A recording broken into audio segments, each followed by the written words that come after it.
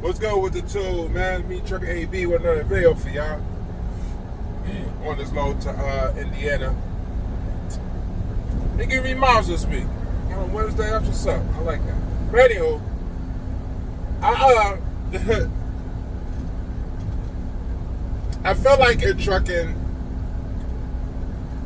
us truck drivers, we've been in frustrated climates, right? So, for me, I bounced around a bunch of different jobs or different companies or carriers, whatever you call it. And I kind of like fine-tuned to find something that will suit what will work for me.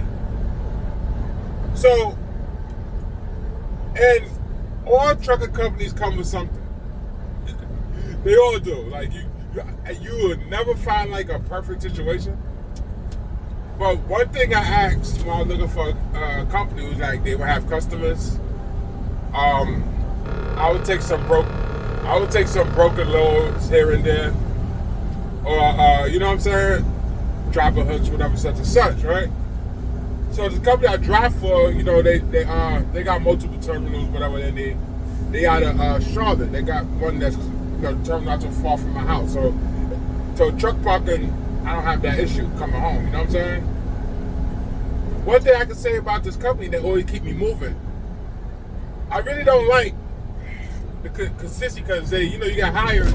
Recruiter will tell you, hey, this is what we got going on over here. This is how many miles you're going to get every week, such and such, blah, blah, blah. So I take everything with a grain of salt because do they have customers doesn't mean I'm going to see those exact miles every week. But if I could see it more than less, okay, I'll take that. Because sometimes you just got to, because I've been busy. I'm not going to front. I never sat down for a load yet. Even though I told the load, like, damn, why you sending me there? But then you got to tell these people, like, yo, I'm not doing that. And I don't mind doing that. But I let them rock. I'm 2 months in, so I'm still evaluating it. But I've seen enough to know what's going on. You understand what I'm saying? So I'm going to let it rock. I'm not going to jump ship like I usually do. You know what I'm saying? Because it's not really bad. And the money's not that bad either. It's just, it works. You feel me? So you're not going to find a perfect situation in trucking. Even if you could try to control your own destiny. Because if you're supposed to get your own authority and you got a broker under your belt, or maybe, you could kind of control it a different way, but if you get to that level. But if you, as a regular company driver, the best thing you can do is to find something that works for you in your area. I always say try to find what's in your area first. And I learned that after a while. You know what I'm saying? And then make a plan or whatever you got going on. Just try to make a plan. I'm not planning to retire at this company at all. You understand what I'm saying? Just sustainability.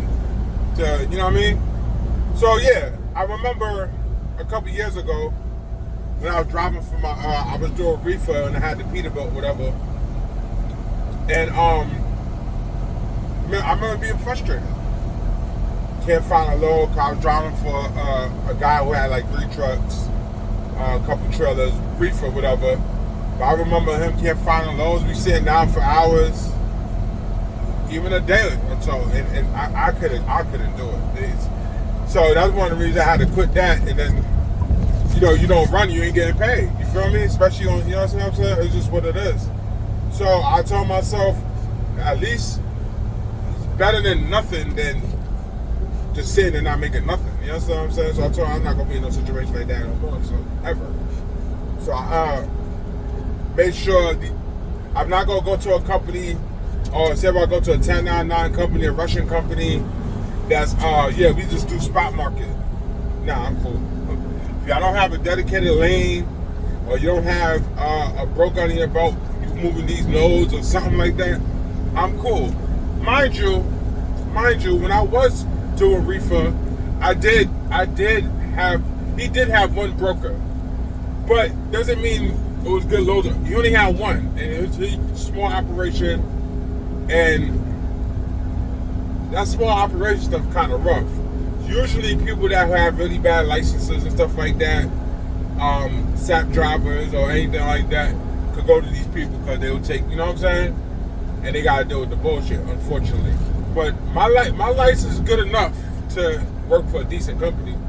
You understand what I'm saying? And you make decent money. You understand what I'm saying? Trucker's not gonna get you rich as a company driver. Matter of fact, you're a company driver for anybody. You're a company employee for anybody. You're never gonna be rich. You know what I'm saying? You never will be rich. I don't care what it is. You know what I'm saying? But you want to be, you want to get paid what you're worth while you out here. So just, you know what I'm saying? It's just what it is. I come home every weekend, 34 or maybe 2 days, or they will ask me, hey, I got this little bit of, you tell them. Most time, 9 times out of 10, I'm gonna say yeah, because I want to start off the week with miles. You know what I'm saying?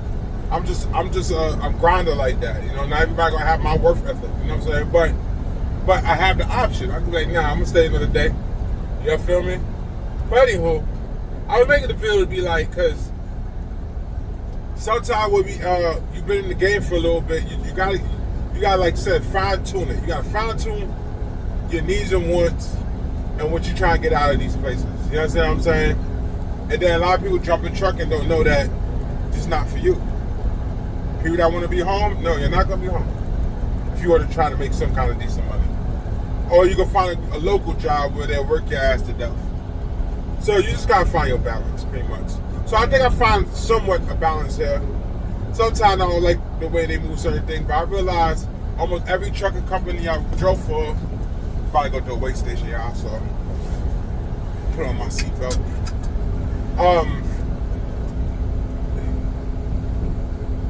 Excuse me.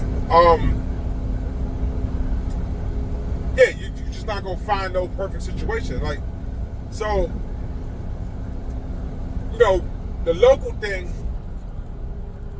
JB Hunt got something coming out of North Carolina, right? They got a couple things going on. They have an Aaron's account, and I was like, I don't think I want to drive a JB Hunt, because one thing about these mega carriers or anything like that, they very micromanaged. This company ain't micromanaged. They kind of let you be a trucker. You understand what I'm saying? But they have their ways. I'm not gonna lie. They have their ways that bothers me. But they are a smaller company. But overall, they don't really bother me. You understand what I'm saying? And they keep me running, which is the main thing. They keep me running, so money's being made. So I can't sit there and complain. Because sometimes, like I said in the beginning of the video, we find things to complain about. You know, trucking can make you miserable, man. So that's why it's very important when you start getting your little burnout and stuff like that, because you will get burnout after a while. Take a break. You know what I'm saying? Stack your little money up. Make sure you stack some money up. So you can take a nice little break. Even if it's 1, 2, 3 weeks, a month, whatever floats your boat. You feel me? So yeah, man, this is the reason why I'm making this video. It's just letting y'all know, man, like, it ain't gonna be no perfect situation. Just make the best of the situation you're in. And I was speaking to myself because I was having these talks with myself. I was talking to my boy earlier, and he remembered me complaining about just sitting not getting loads. Next time I go to a company, which I did, because you put things in the universe, they will come to you. You understand what I'm saying? You know, you meditate, pray, look for better things or whatever you got going on in your life, and you try to get right. You know what I'm saying? These things come. And sometimes you gotta be patient. You gotta be patient. These people are learning you just like you learning them. They're not just gonna come here and just give you all the miles. They're probably people that have been here for 10, 20 years. You understand what I'm saying? I know for a fact they're gonna make sure they straight. So all I can do my job well, make sure I'm delivering these loads on time, not messing up the equipment, ask for the thing they ask me to do. And I do it. You understand what I'm saying? A couple things happened at this job. Well, one thing happened, really. 2 things, really. The first thing happened when I got this truck. Up to now, I smell coolant a lot, right? It's still under warranty, so every time they have something going on with the coolant, they send it to the dealership. The dealership look at it, and they done changed the water pump, and they changed some kind of something on the engine that, you know what I mean, that it was burning fuel. But right now, I still smell the fuel, coolant.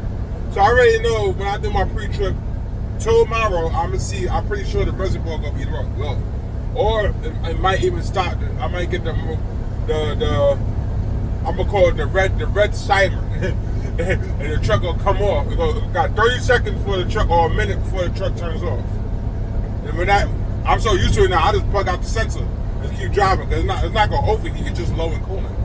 So I don't know what's going on, but this is the problem with this truck I had for 2 months with the same issue, and I still smell it, so I'm pretty sure it's still a coolant issue.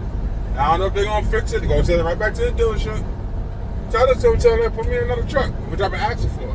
Put me in a Volvo, because the Volvo is actually bigger than these. These are like a smaller Freightliners. It's a nice truck per se, but my big ass need the biggest space as possible. You know what I'm saying? So give me the Volvo. They bigger trucks, whatever. So I'm just playing, but that's the first issue. The second issue is this: on the Charlotte yard, I left my GPS, my headset, and my super fast charger, which was stolen. You know, everybody can use the same key on the Freightliners or the Volvos or the Max. That's what they have there. And they'll give you the same key. So some driver came in here and took my shit. They said they're going to take care of it. I haven't heard nothing much of them. So, the person I talked to, the HR lady, we're going to take care of it, all that. She's just the person that, she takes all the information and then she got to talk to somebody, but she don't make no real decisions. You understand what I'm saying? But she's the person you complain to. Those are things that happen. So yeah, you know what I'm saying? There ain't nothing to be like, oh, I'm going to quit my job over. You feel me? It's just to see what they're going to do about it. Like I said, I'm just a truck driver. You feel me? If anything, you're replaceable. And you just go to another company, whatever. So, but it's not going to stop the mission, man. I'm definitely trying to stay positive. Definitely trying, to keep me working. So that's the main thing. I'll make a lot of videos because I'll be working. I don't have nothing. I have no downtime like that. When it's time for me to sit down, when it's time for me to shut down, time for me to, you know what I'm saying, take it down. You feel me? And get some rest because I got some shit to do in the morning. Or, you know what I'm saying? After my 10-hour break, I got to keep it moving. So, I'm just going to leave that there. Y'all, we ain't going to be in no perfect situations, man. But, be patient. Be patient and make a plan while you're out here. Just make a plan, man. Make sure so you ain't, truck driving is not a regular quality of life. So you got to make sure you're making a plan for this shit, whatever it is, in your situation. Anywho, y'all stay safe. I'll holler at y'all.